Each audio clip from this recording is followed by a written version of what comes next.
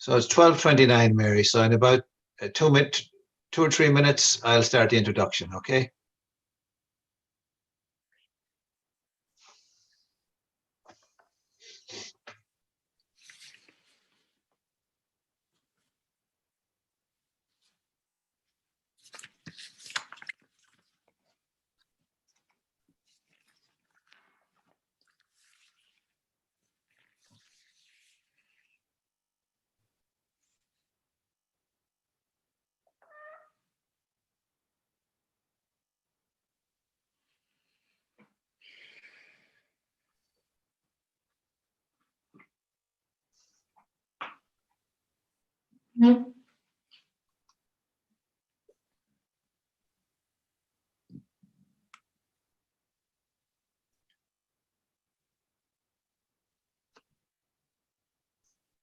It's going to start now very soon, Conal.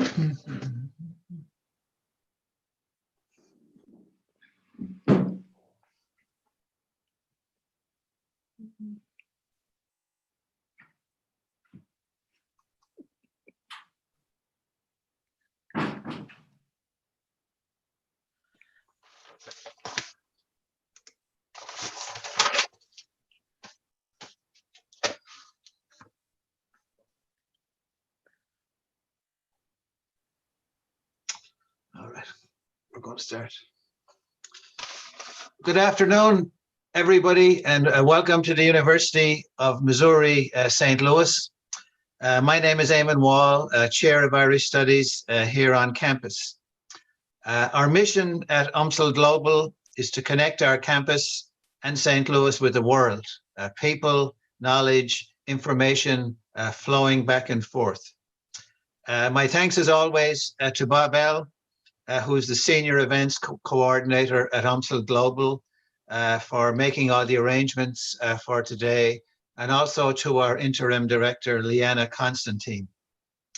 Also a shout out to Joseph Lennon, Director of Irish Studies at Villanova University, for helping us promote this event today within the Villanova community, and to Jessie Lendenny and Siobhan Hudson of Salmon Poetry, who've also helped us promote the event through their community. And also, thanks so much to everybody for Zooming in today, wherever you are and whatever time zone you are in. I think one of the interesting aspects of the pandemic for us is how much our audience for events has grown as we moved from our room on campus to Zoom and to the world. So we were happy then, and we are happy now to present these Irish events. Our event today will run for about an hour and 15 minutes. Mary Madec will read for about 40 minutes, 45 minutes, and then we will have time for questions and answers. And there's at the bottom of the webinar page, you will see a Q&A button, so you can ask your questions there. Today is, for us at UMSL Global, is a day of celebration. We are concluding our fall series of Irish themed events, and we'll be back doing more in the spring. We're also celebrating, again, as we like to do, the fact that Galway and St. Louis are sister cities. And so we've over the last 20 years, of doing these programs, we have tried to include as many Galway figures as possible, writers, academics, musicians, and so on. And of course, thirdly, we're celebrating the publication of Mary Madec's latest book, The Egret Lands with News from Other Parts. Both of us are holding copies of it. It's available from Salmon Poetry in Ireland and from distributors in the US and elsewhere. And this is Mary Madec's third book. Mary Madec is a native of Westport, County Galway, who has lived in Galway for many years, in the city and in Kinvara. She's a graduate of NUI Galway and the University of Pennsylvania, where she received her PhD in linguistics. She's director of the Villanova Study Abroad program at NUI Galway. In addition to her three poetry collections, Mary Madec has written for journals and magazines. And also she has been a great champion throughout her career of people who struggle with disability and with illness. Her writings have been widely praised by scholars and deeply admired by her fellow poets. One of Mary's projects as a writer is to explore the theme of a woman in these times. And she does this in shorter and longer lyrics with great insight and verb, while never shying away from the burdens that women bear. Her work is underlined and deepened by her interest in mythology, classical mythology in particular, and by a deep engagement with landscape. Her poetry is open, but also beautifully crafted. So it is a great pleasure on behalf of UMSL Global and Irish Studies at UMSL to welcome Mary Madec today to read at the University of Missouri, St. Louis. So it is over to you, Mary. Thank you very much, Eamon, for that lovely introduction. I'm coming to you tonight from Kinvara, County Galway, which is, my husband calls it the South Bay, a lovely spot across the bay from Galway. And it's evening time here, and it's already very dark. So it's Zoom brings us into different time zones at the same time. It's very exciting. I'd like to thank Eamon for inviting me. Of course, he's a wonderful poet in his own right and a very good essayist. And I particularly like one of his essays about Derek Mahon. And a lot of you will know that Derek Mahon died recently, and he was, in my opinion, one of our great poets. And I, among a lot of people, was very sorry to see him go. He's interesting too, because he kind of brought home to us again how poetry can speak to troubled times. And his lovely poem, which he wrote years ago, Everything is Going to Be All Right, became a mantra for the pandemic here. And I just like to read it because I think it's a poem that you can come back to over and over, and we all need to hear its message as people and as poets. Everything is going to be all right. How should I not be glad to contemplate the clouds clearing beyond the dormer window and a high tide reflected on the ceiling? There will be dying. There will be dying, but there is no need to go into that. The poems flow from the hand unbidden, and the hidden source is the watchful heart. The sun rises in spite of everything, and the far cities are beautiful and bright.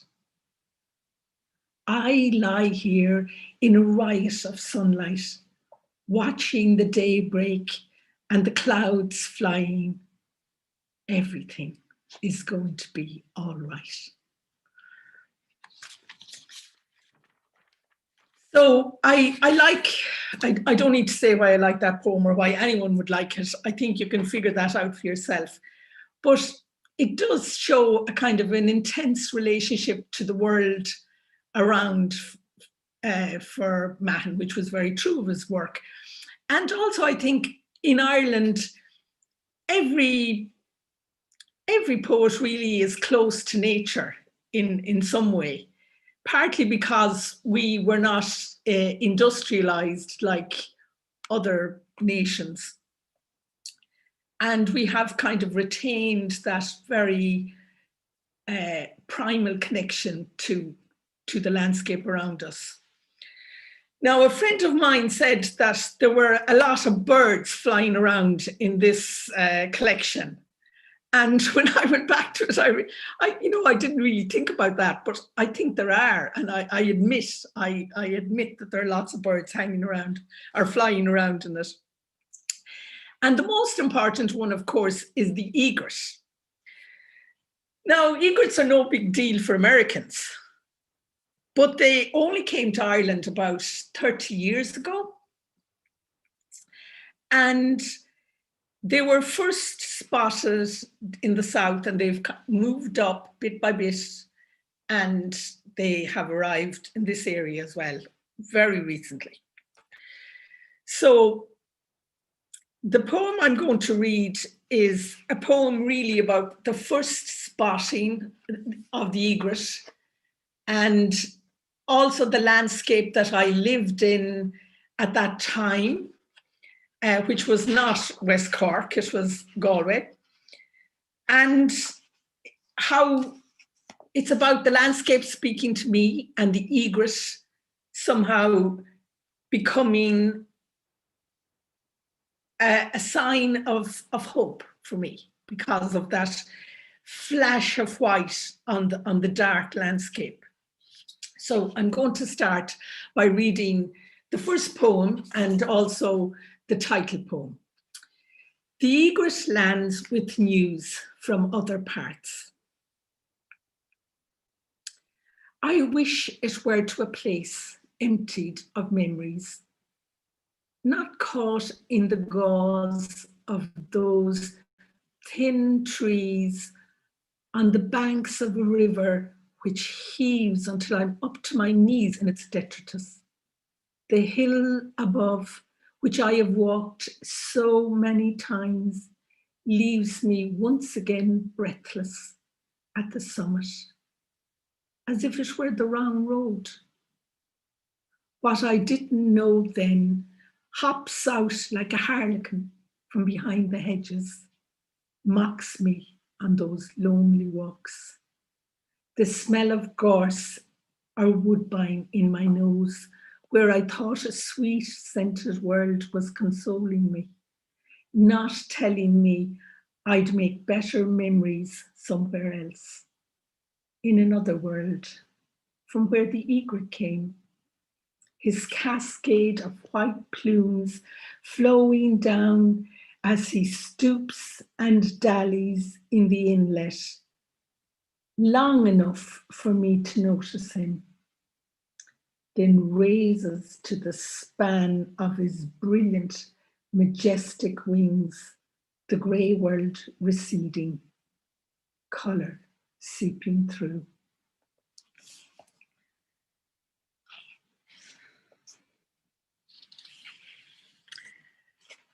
So before I read any more poems, I would just like to highlight the picture, or the image, which is based on a painting. The painting was done specially for this book by a wonderful artist from Westport, Breda Burns.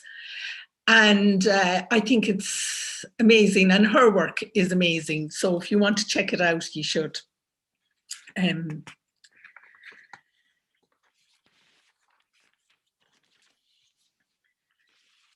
So I suppose in exploring this theme, I I became aware, as I suppose I've tried to show there, that, you know, nature can speak back to us too. And that's, when we get a sense of that, it's very affecting. And I think that's as old as time, that notion that, you know, nature speaks back to us, and it can happen in so many different ways.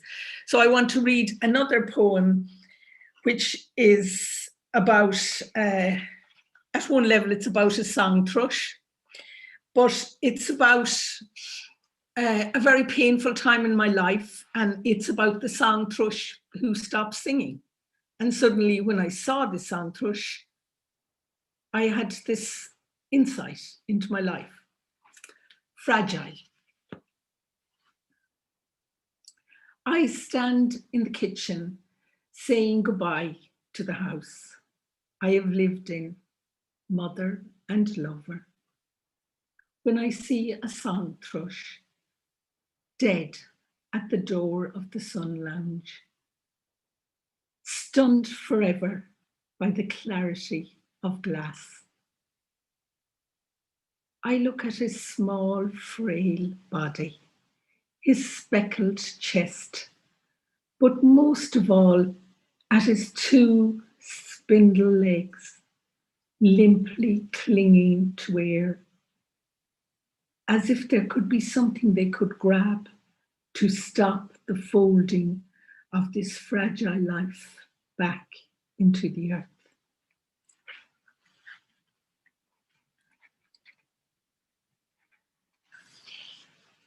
And then the book ends with the egrets in this landscape where I've come to live, which is the Burren landscape, and it's a particular kind of landscape based on a limestone pavement laid down in the Ice Age. And occasionally you have rocks carried along the limestone pavement that are unusual. So in this case, granite. So they're granite rocks, and they're called erratics. And also the other reference in this poem, which you might need, is that a lot of the asylum seekers we've had in Ireland are from Syria. And they're also like new people in the landscape who bring who make it a better place, I think. So this is really an overview then. I'm flying from the beginning of the book to the end of the book with the egret, and then we'll go back into the book. Egrets, and of course, I set this on the Flaggy Shore because I really did see these birds, 4 of them, 2 years ago or 3 years ago maybe, on the Flaggy Shore. And of course, Seamus Heaney's poem has made the Flaggy Shore, it has immortalized it. So everyone knows where the Flaggy Shore is now. Egrets on the Flaggy Shore. The stunning white backs against the dark wrack of the foreshore. The delicate, studied steps as they pick through the depths down to the rocks.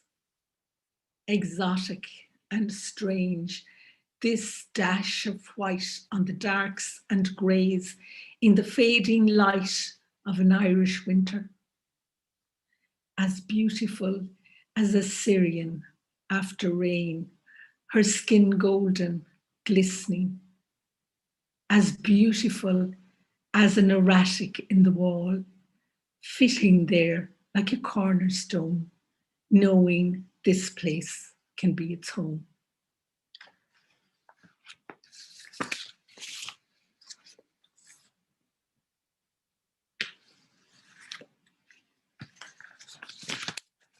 So now we go back into the book, back into the depths of what I was trying to do here. And I think that when I do that for myself, it feels like I was, who was mining for gold? I'm getting old. Well, I was certainly going into my own personal history, but also my history, the sense of where I fit in the history of writers in Ireland generally. So first of all, I'll have a look at that idea of history, the fact that we are all living in time that will become our history.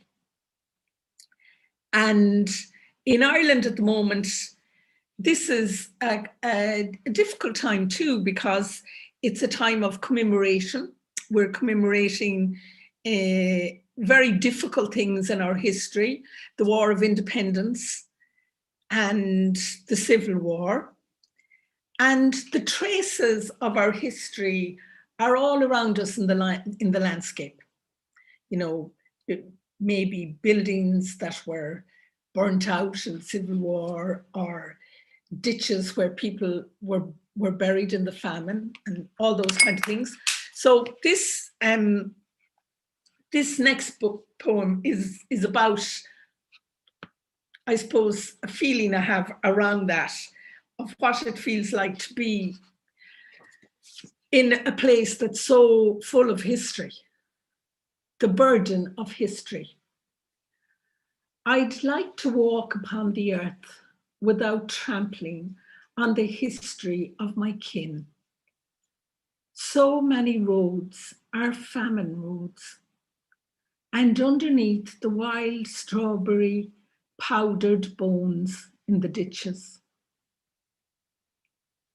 Behind grammatical mysteries like why John Hill's was not John's Hill, a story of lives lost in time and struggles that came to nothing. The killing in the middle of the farm, and some mother now long forgotten who stood over it weeping. And in that inlet of my ancestors, where I stood in awe of the cottage garden, a girl looks back, witnesses a young woman raped by a neighbour.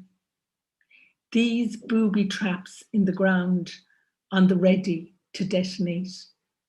And every step I take, an expiation, even if one is no more guilty than being alive, and being alive in danger of remembering in one's bones too much sorrow.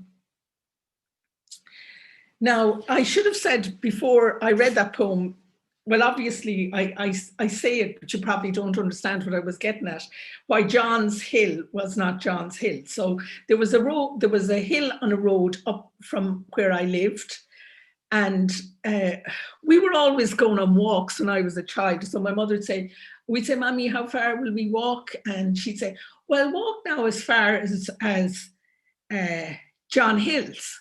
And so I would try to compute that, and I think that's not, I probably didn't say grammatical, but I knew that wasn't right, that there was something funny about saying John Hills for something which seemed to me should be John's Hill.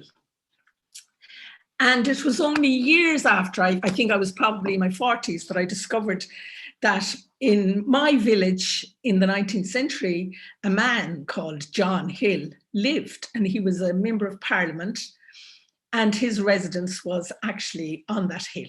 And so John Hill's was referred to his place of residence rather than to the feature in the landscape.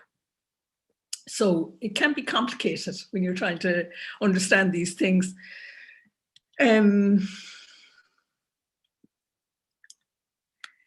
I think that, I suppose ultimately that connection to the landscape is very intimate. We are so much part of where we live. And that kind of connection goes from one generation to another. And I'd like to read this poem now about a moment where I had that insight when I visited my father's grave with two of my sister's children who had never met him, about a heart and its ancestry. 2 grandchildren at my father's grave who have never met him, contemplating death, afraid of it, like one fears the depths of the ocean on the shore. I ask them what they are thinking, and their eyes fill with tears. I hold them, helpless from grief, the wound of absence over all those years felt again, a growing pain in a new generation.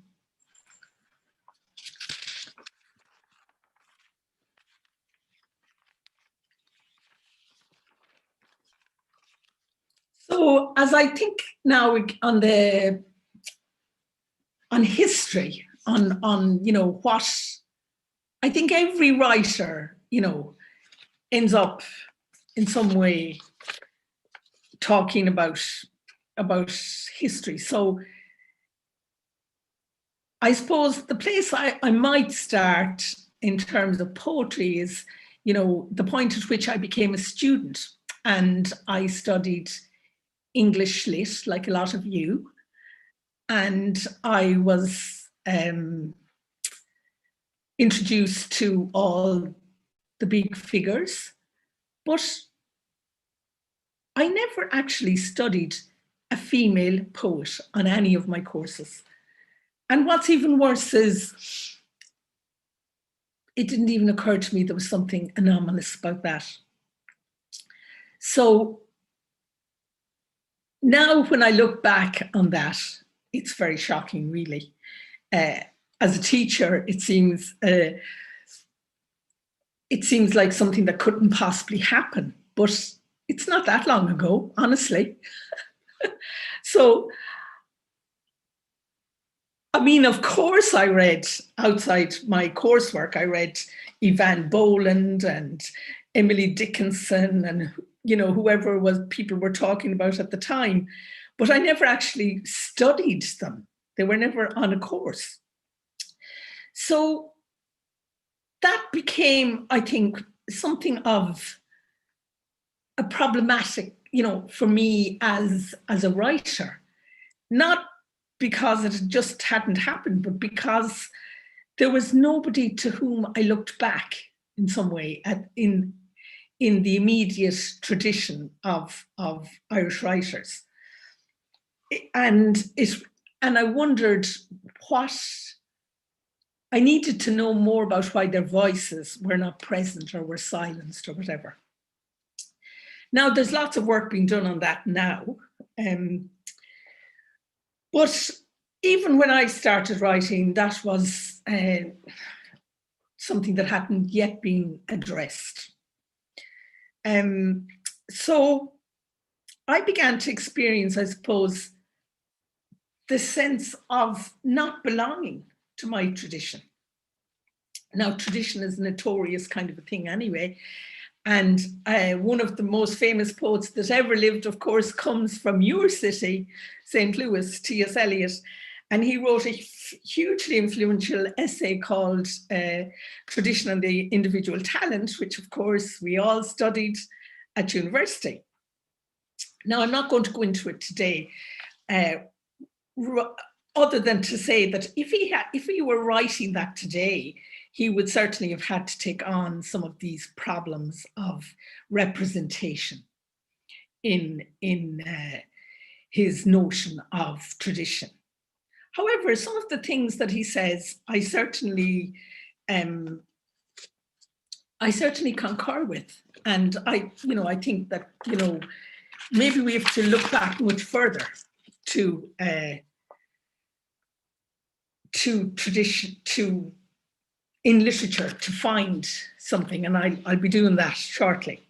But where I'd like to start is where I started for myself, with maybe a sense of anger and a sense of outrage. And I wrote this poem called, which which has a title that comes from Yeats, of course, because we all studied Yeats too. And so, you know, all these lines are going around in your head, whether you like it or not. For every tatter in her mortal dress. And it's there's another thing you might need to know here is that the Cailleach Vera is the old woman of Beara, which is an island off West Cork. And she's really the goddess. It's Irish mythology. She's the goddess of winter. And a Shra Salach is a dark marsh in Irish. Okay, so they're the two things that you need to know. For every tatter in her mortal dress, will you tell the Cailleach Vera, the queen of winter, whose rumpled hands hang limply by her side, whose scabby shins lie bare, vulnerable at the end of her thin dress? Will you tell her that she doesn't count because she is old? Because she is no longer beautiful to you, the self-appointed judge, though her fine mind on fire is enough to light up these dark ages? Will you tell her that only the minds of old women are forgotten, remain nothing, are smudged out of the annals, a more paltry thing than the tattered mortal man whose song beats upon the ballast of Byzantium? Take care what you say to her, daughter, and remember what brought her to this precipice. Her song will find its words in the wind and the rain and the hum of the summer breeze, the howl of the banshee when she comes. Lead her gently back, this greying Cailleach, to a resting place in the green hills of hope, beyond the mutinous Shannon and the Shra Salach, beyond the pale.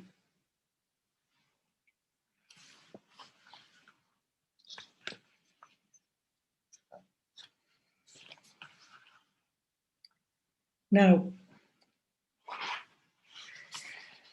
so that's where I started, which is really maybe also from the point at which I find myself now. Maybe I'm not a Cailleach Vera yet, but I'm getting there.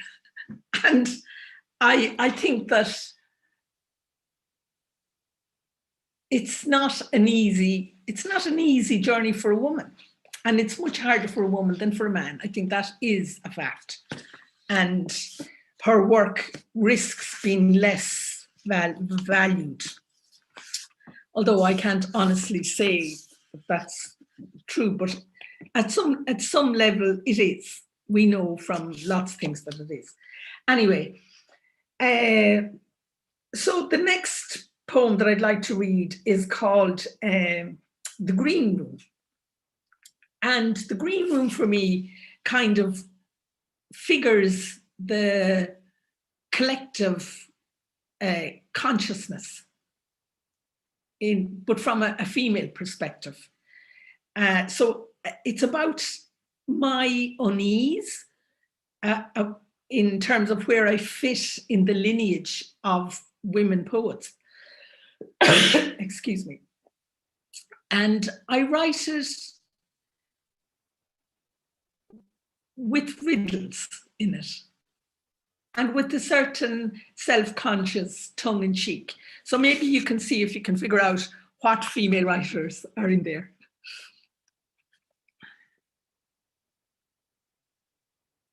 The Green Room. We, the women, come and go, not one common lingo between us. As we sit, sip tea or coke, too self-absorbed trying to do the crossword before our turn to walk out into the limelight. The old fears at us, as if we are back in the classroom, pitched against each other, wondering who has the sweetest voice. We are never in the boys' club, though some of us are lifted up like oracles for our prophecies, the aptness of our words. Here we are polite, deferent, as at a Poetry Ireland's introduction. We stretch our fingers to take Boland's biscuits from a plate with the doily in the centre of the table, savour the delicate taste. We think of the clues. One dreams of a horse with a mane sent from across the bitter sea, looking in over the half door at the cream crawling up the jug. An office girl in Lincoln.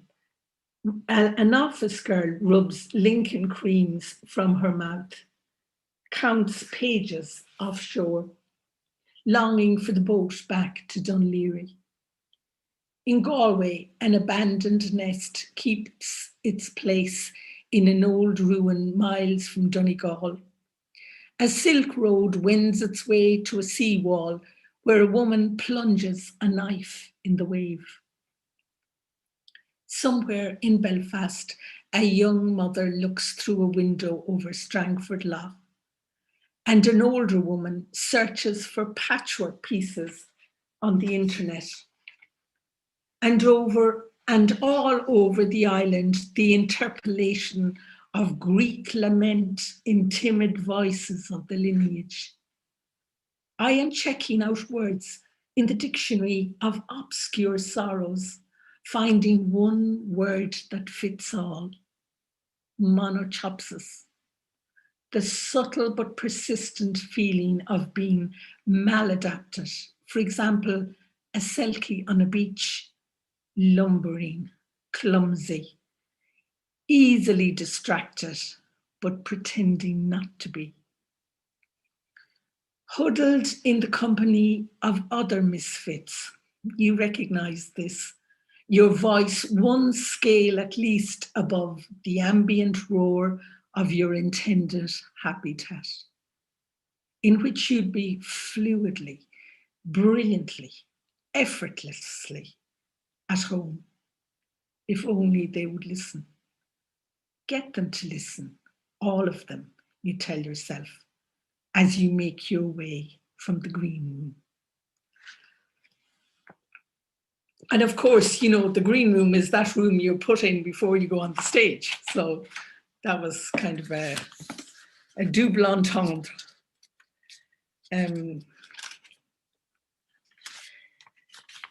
So as you can see, I probably haven't solved that issue for myself, except to do, ironically, in a way, what T.S. Eliot, you know, pointed writers to do, which was to find your tradition in something, you know, beyond time in a way.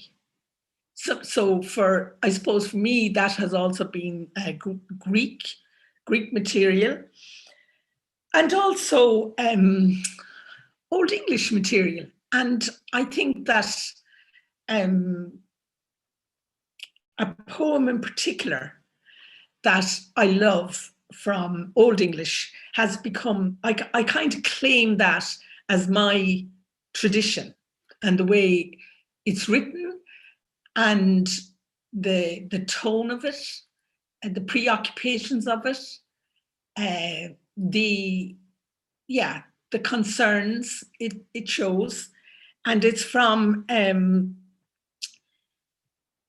what you might call the first anthology in the English language, which was the Exeter book. And the Exeter book is kept in Exeter in England. And this poem called The Wife's Lament is probably, it sums up how I see my tradition.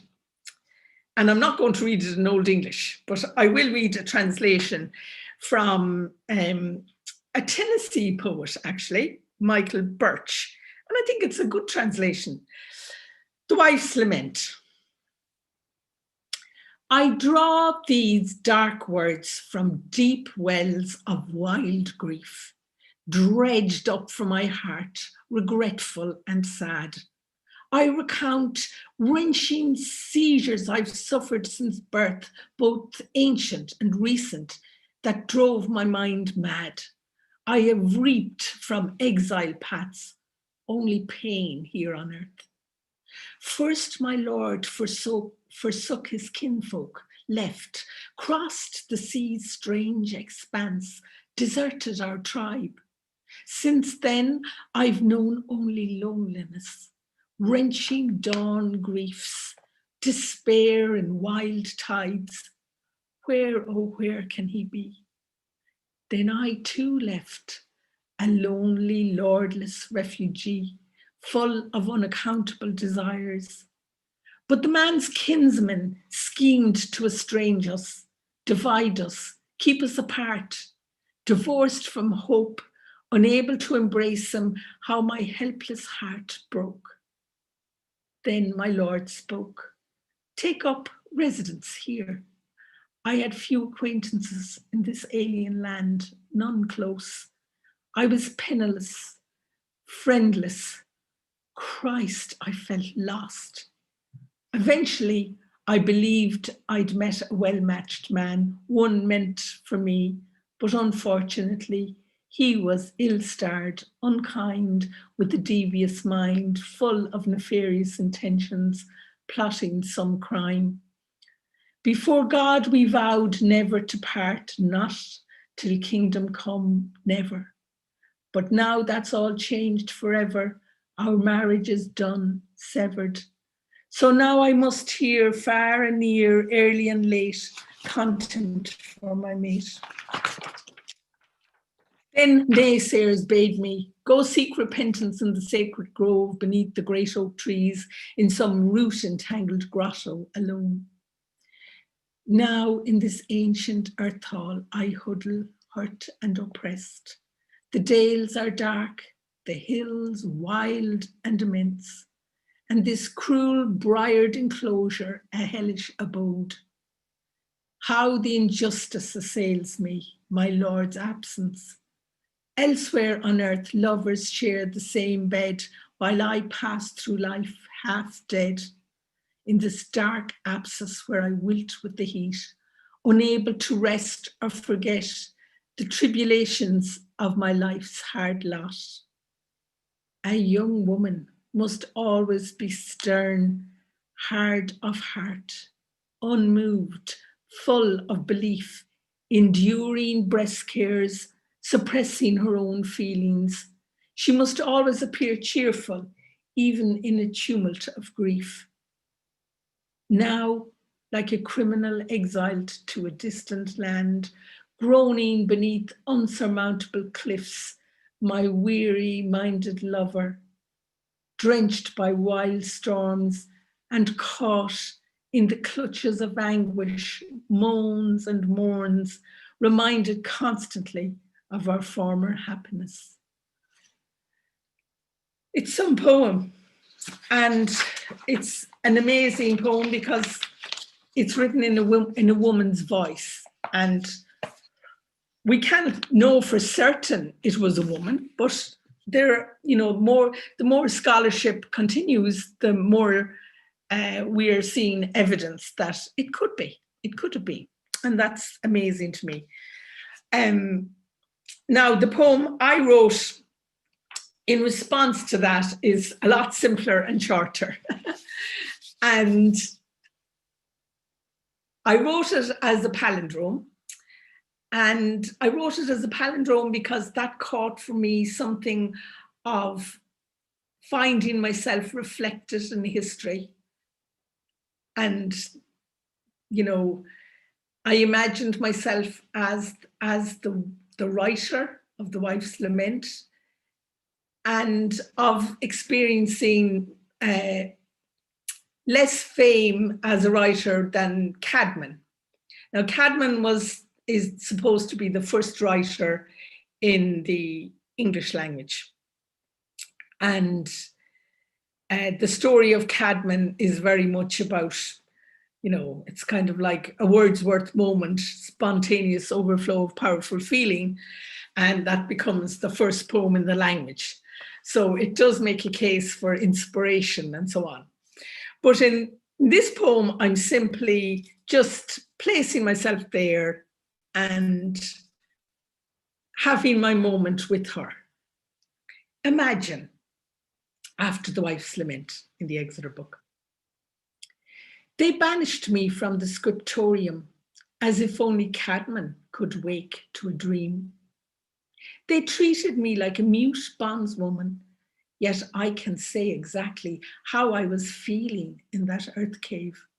I can retrieve every detail so you can feel the briars that tore me, the smack of the waves on the shore, the scent of a storm in the breeze as I hide in the shade of the oak leaves.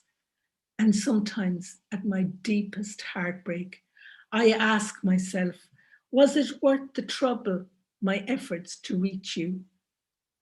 I ask myself, was it worth the trouble? And sometimes at my deepest heartbreak, as I hide in the shade of the oak leaves, the scent of a storm in the breeze, the smack of the waves on the shore, I can retrieve every detail so you can feel the briars that tore me. I can say exactly how I was feeling in that earth cave. Yet they treated me like a mute bondswoman, as if only Caedmon could wake to a dream. They banished me from the scriptorium. Excuse me.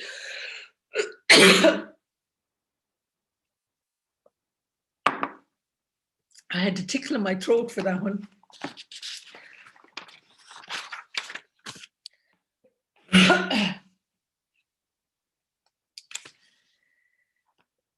So I suppose coming back to what I have in common with her from my point of view, I think I have that interest in the kind of visceral, emotional connection to my life and to nature.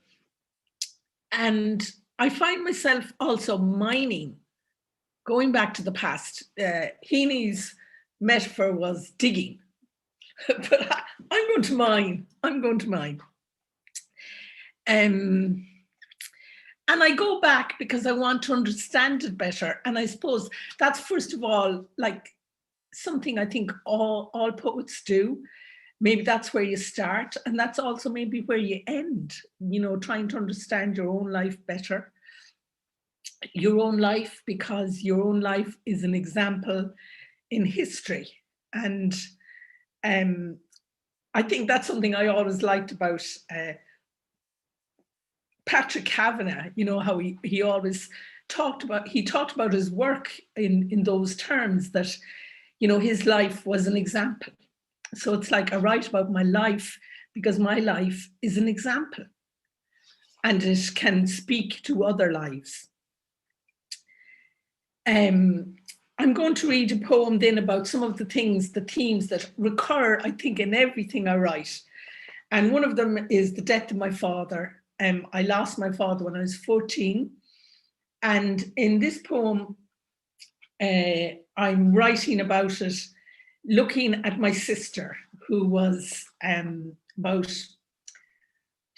8, I think, when my father died. So this was possibly a memory. It's kind of connected or based on a memory that goes back to maybe when I was 13, I'd say 13 or 14. And it's a very personal memory at one level, but it's also a poem about childhood bereavement and the way children were, in many ways, their experience was sidelined. And I think by bringing it out as a poem, I hope that it helps people to talk about things like that. The square in front of the archangels. It started with hopscotch, a stone, and squares, a way to pass the time waiting for your mother.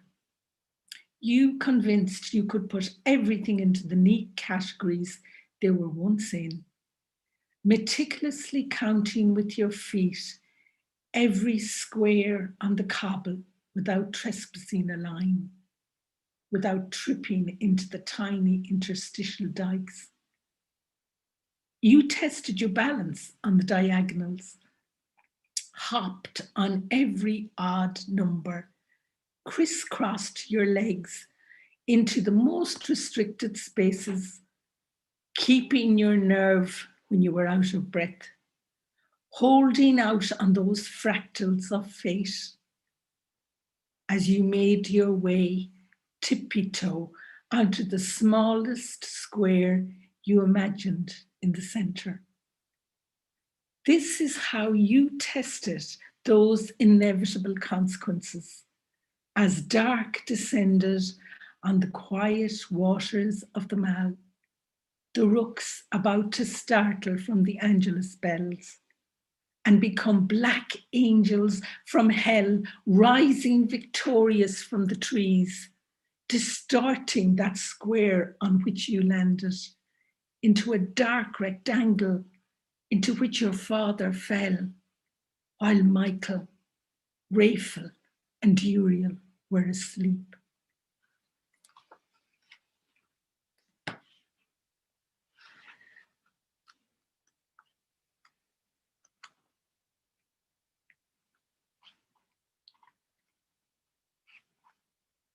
Now, I think I might need to cheer you up a little bit.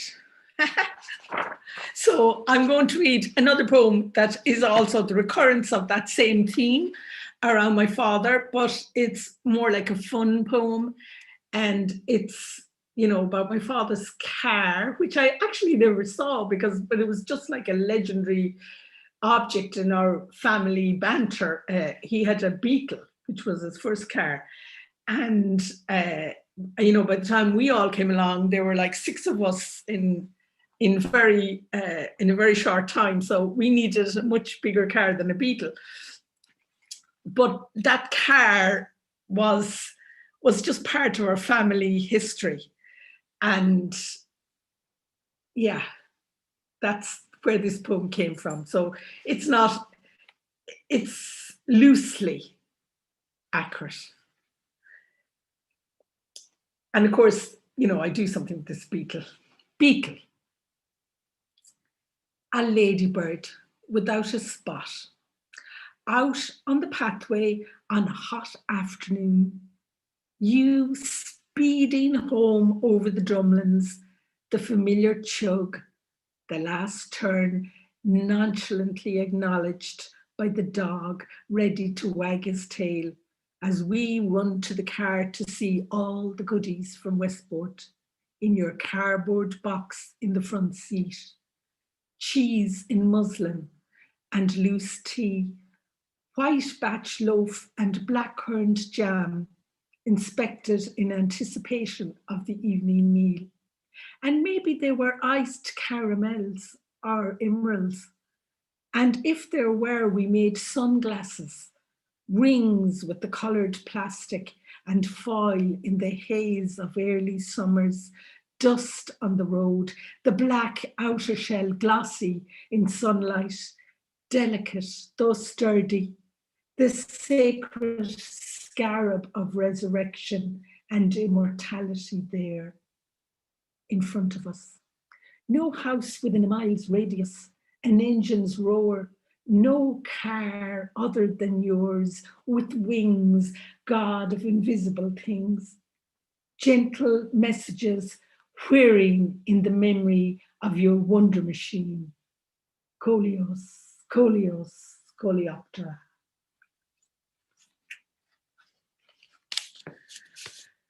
Okay. So now,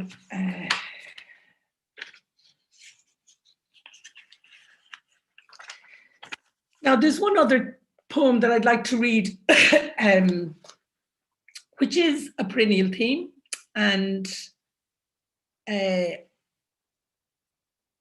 it's probably the most perennial and the most important in many ways. And it's really the connection between my writing and my wordless twin. I have a twin who is a man who is mute and autistic. And you can imagine that has been a huge journey for me all my life, and also extremely inspiring in terms of my experience as a human being, but also in terms of my writing. And I've written an essay about this for the new Hibernia Review, which will be out sometime soon. So, you know, I talk a lot about it there.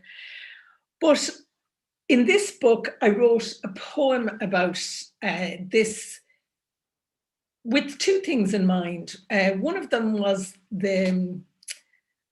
it's very hard to write about, you know, it's kind of, it's like poetry itself. My brother is the personification of poetry, or if you want to put it that way. It's about I'm having trouble here finding it now. 81. Keats's poem Endymion is part of the backdrop for this poem, and also the myth Endymion, which is what Keats's poem is based on. So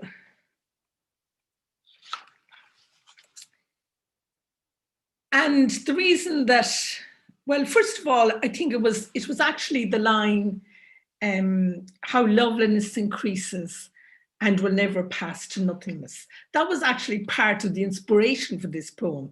Something about the beauty of my brother and the fact that his life has to count. And so that was part of the backdrop. And the story of the myth Endymion, you know, is so beautiful. This beautiful youth who's beloved by Selene, who the moon. She's the goddess of the moon, and there was something in the mythic dimensions of that spoke to me about my mysterious and wordless connection to my brother. So this poem is called Twins Still.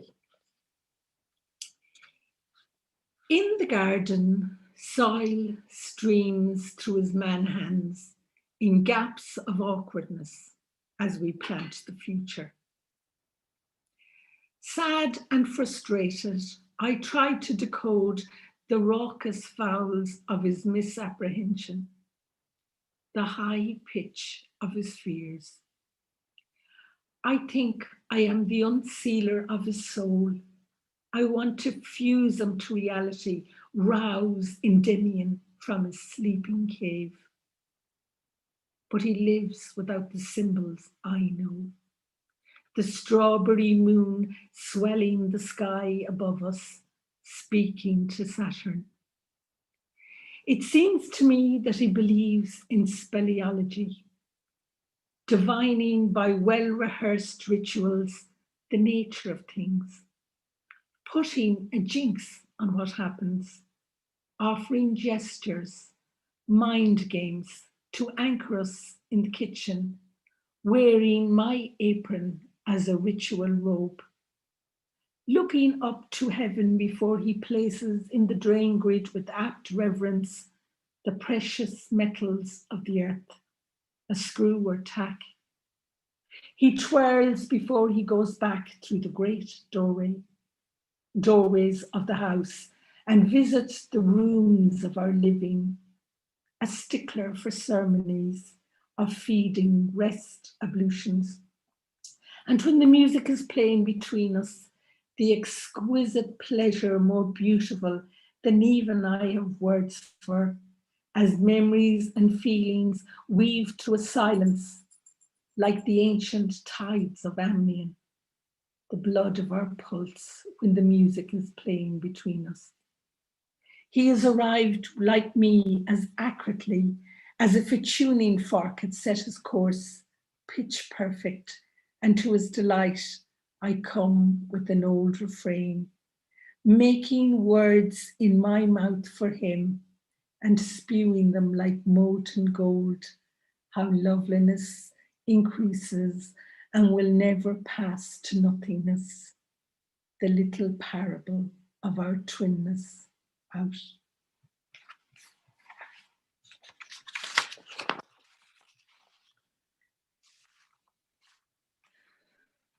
Okay, well, I'm coming towards the end now, and I suppose one thing I would like to do is just to read a poem that isn't in this book to show that I'm still working on the same themes. Really, I'm still back there.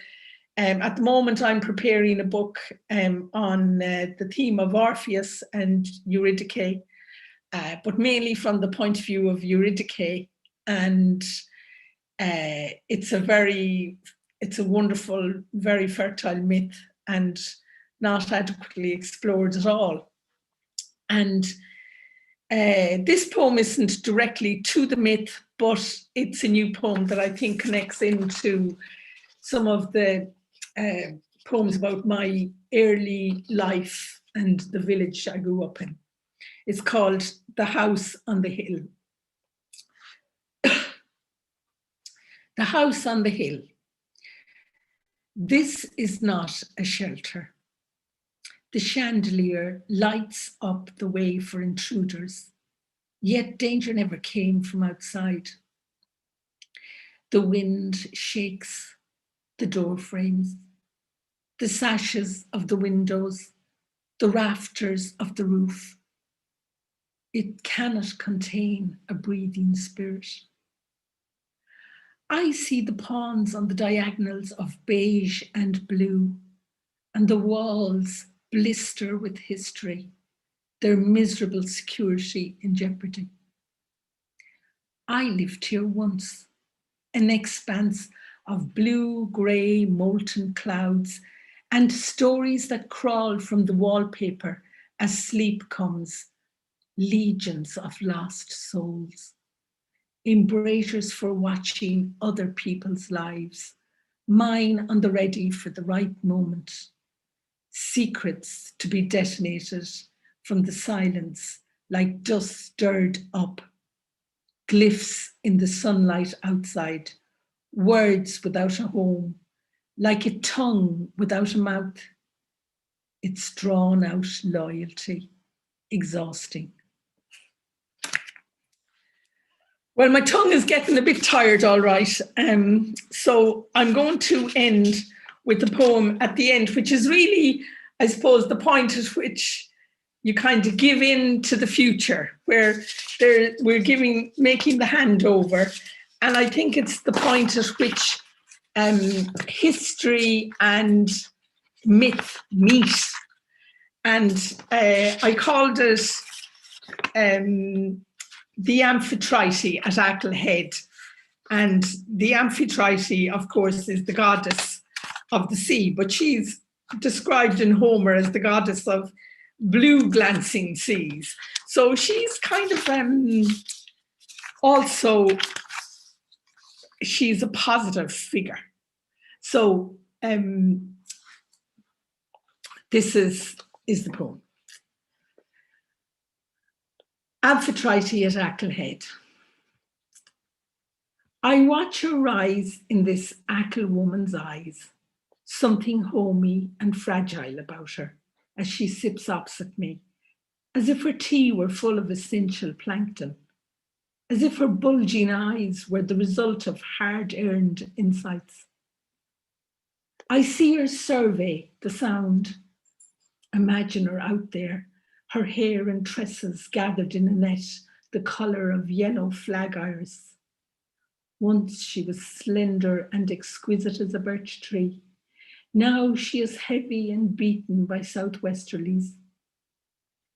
Often she skipped along the road in Kildavnet, tells me as she remembers it, smiles, clear as she does what she once was. She doesn't tell me about Dimpna or why she died. Her fish eyes scan Achill Head, the thick though tender lips of her cavernous mouth open and close for sips of the sea. She knows how to live there, proceeds unperturbed through her playground, her tail and fins at work, goes gently into unfamiliar territory, makes deep forays into places no one else would go, as she weaves her old ways through the current. And when she sets out to the deep, she trembles with love for the silver shoals released beyond the tumbelow. Her heart wrenched from what she knows as she watches them with envy and resignation rise like folds from the spray, released to the world, galloping to that destiny ahead of them. And that's all of you, all you young people out there, you're galloping to your destiny. I'd like to thank all of you for all your lovely comments, which I'm looking forward to reading now, and for being here and responding to the poetry. Thank you very much. I'm going to have a little look at your questions now, and I'm sure Eamon is going to come back in.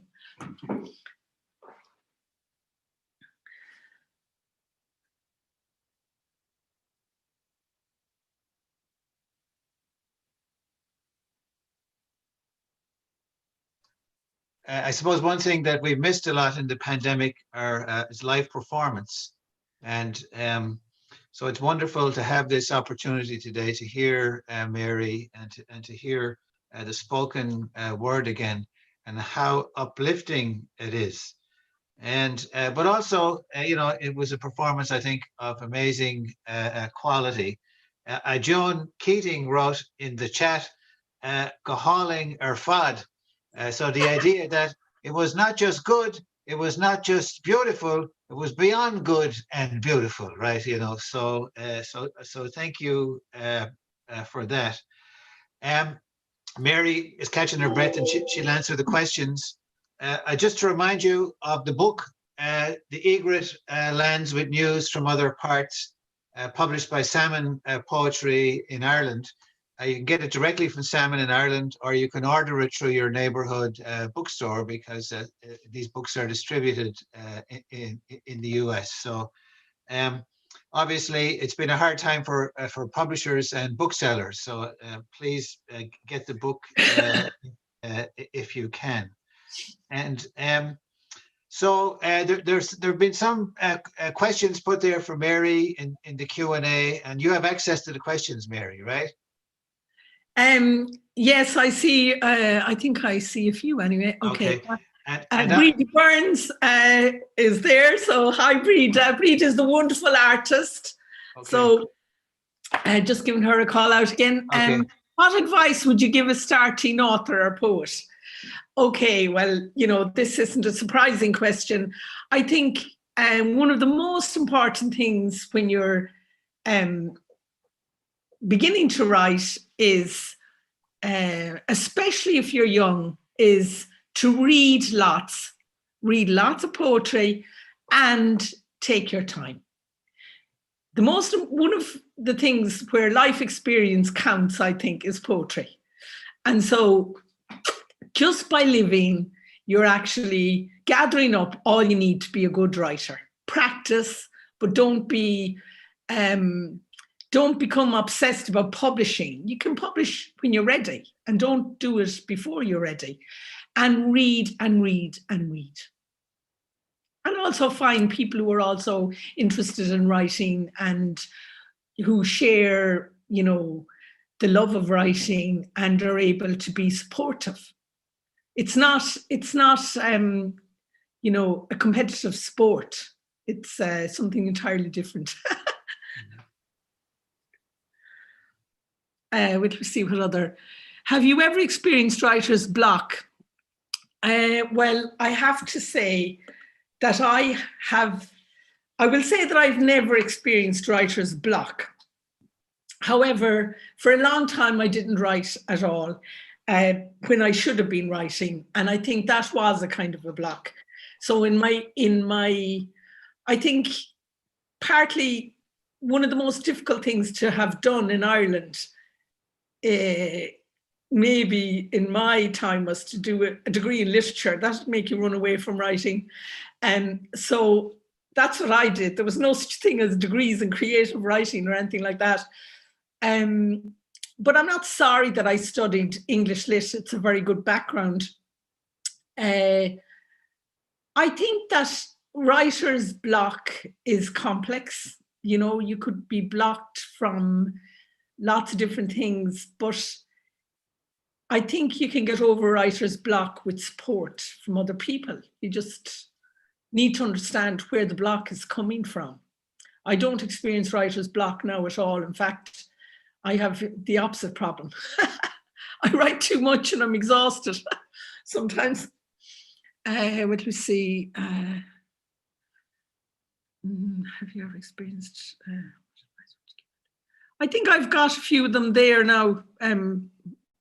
There's 9. Wait, let's see if there are more. I have a couple here too. From I'm just reading these from Ger Duffy. These were sent by email yesterday, I think. So there's 3 of them, but maybe the third one is very interesting, I think. What effect would you like your poetry to have on your readers? Well, I think that poetry should have some emotional impact on the reader. It should reach somebody at the level of their heart or their spirit in some way, in the way that prose doesn't have to do. And I think that's particularly the province of poetry, that it can do that.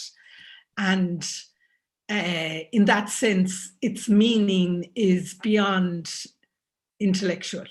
It includes intellectual elements, but it's bigger. It's doing something more global for a person. Okay, all right. And there was one thing I want to refer to you on the chat from Pat Coyle. Please ask Mary to say a word about her amazing workshops that she gives to us here in Ireland. They're such a gift to people like me. She has inspired me to write again. So that's something to do with teaching. Yeah, I started writing. Teaching a little bit online, and I'm enjoying it a lot. I don't know what. Yeah. But then there's the other question that's often asked: can you teach people to write poetry, or can you? Is it a teachable subject? Yes, I think it is. I think the way I look at this is that I think everyone has a voice. It's very important to attend to your voice, to write, to articulate your life experience. Whether this becomes something important for you to the point where you want to publish is another story. That's a separate ambition, I think. But I do believe that everybody has a voice, and that their voice, that in articulating their voice, they can do something very powerful for their own lives. And so poetry brings, as a practice, brings something really important to a person. So everyone who comes to the workshop brings something important in those workshops. So yes, I don't think I answered that at all, but. Well, I think you reminded us that you're a very generous person, and obviously a very generous teacher. You know? So I think that's really important. Yeah. So I think we've reached probably the end of our of allotted time, and so so first of all, let me thank everybody for joining us today at UMSL Global at the University of Missouri, St. Louis. We were thrilled that you could join us for today's event. we had different periods. During the reading, we had up to 80 people registered and signed in, and probably more on YouTube. So, so if the room we usually hold these events in on campus would have been full beyond capacity, you know. So it's very interesting what we can do with such an event. But I just want to end by thanking Mary Madec so much for giving up her time and her great energy to share some material from this wonderful new collection of poetry, but also to illuminate the poem so well, you know, with her discussion and with her interventions and with her explanations, you know, that not only brought the poems to life in various ways, or in additional ways, but also, you know, made us understand better the whole idea of being an Irish poet, a poet living in Ireland, a woman as a poet in Ireland, etc. So it's a really wonderful performance and wonderful reading, Mary. So thank you so much, Mary, for wonderful reading. And we look forward to reading your books some more. Thank you, Mary. Thank you very much, Eamon. And thank you, everybody who was there to listen. And it was a great privilege and pleasure for me to read to all of you. Thank you.